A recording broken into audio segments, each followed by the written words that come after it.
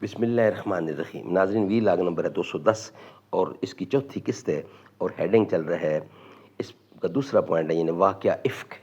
ناظرین، اس کا کچھ حصہ بیان کر دیا ہے، کچھ حصہ انشاءاللہ آگے آئے گا، وہ ہم آپ کے سامنے رکھ رہے ہیں۔ پیج ہے 453، واقعہ افک بیان کر رہے ہیں۔ ناظرین، یہ جو مین ٹاپک ہے وہ ہے غزوہ بنی مستلق یا غزوہ مریسی، اسی کا سب ہیڈنگ ہے واقعہ افک۔ اس کا ایک پوائنٹ جو پہلے ہم اس سے پہلے ڈسکس کر چکے تھے، وہ پوائنٹ تھا مدینہ سے ذلیل ترین آدمی کو نکالنے کی بات، غزوہ بنی مستلق میں منافقین کا کردار، اس پہ یہ ٹاپک چل رہا ہے۔ ناظرین، یہ کتاب جس سے ہم واقعہ آپ کے سامنے رکھ رہے ہیں، اس کتاب کے رائٹر ہیں مولانا صفی الرحمان مبارک پوری، اور اس کتاب کا ٹائٹل ہے الرحیق المختوم، سیرت النبی صلی اللہ علیہ وسلم پر دنیا بھر میں اول انعام یافتہ یہ کتاب ہے جو ہم پیش کر رہے ہیں آپ کے سامنے۔ نحمدہ ونصلی علی رسولہ الکریم، بسم اللہ الرحمن الرحیم۔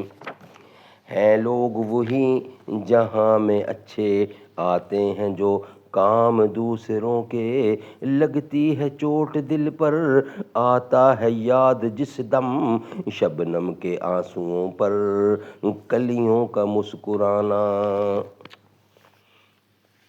ادھر حضرت عائشہ کا حال یہ تھا کہ وہ غزوے سے واپس آتے ہی بیمار پڑ گئیں اور 1 مہینے تک مسلسل بیمار رہیں۔ انہیں اس تہمت کے بارے میں کچھ بھی معلوم نہ تھا، البتہ انہیں یہ بات کھٹکتی رہتی تھی کہ بیماری کی حالت میں رسول اللہ کی طرف سے جو لطف و عنایت ہوا کرتی تھی اب وہ نظر نہیں آ رہی تھیں۔ بیماری ختم ہوئی تو وہ ایک رات ام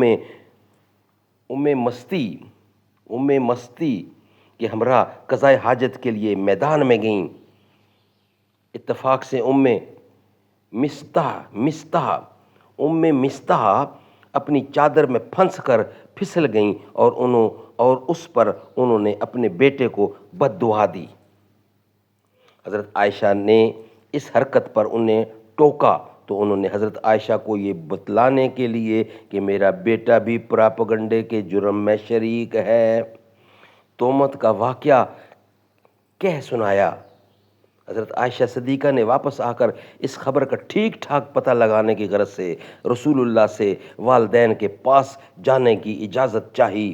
پھر اجازت پا کر والدین کے پاس تشریف لے گئیں اور صورتحال کا یقینی طور پر علم ہو گیا تو بے اختیار رونے لگیں، اور پھر 2 راتیں اور 1 دن روتے روتے گزر گیا۔ اس دوران نہ نیند کا سرما لگایا، نہ آنکھ کی جھڑی رکی، اور وہ محسوس کرتی تھی کہ روتے روتے کلیجہ شک ہو جائے گا۔ اسی حالت میں رسول اللہ تشریف لائے، کلمہ شہادت پر مشتمل خطبہ پڑھا اور اما بعد کہہ کے فرمایا، اے عائشہ، مجھے تمہارے متعلق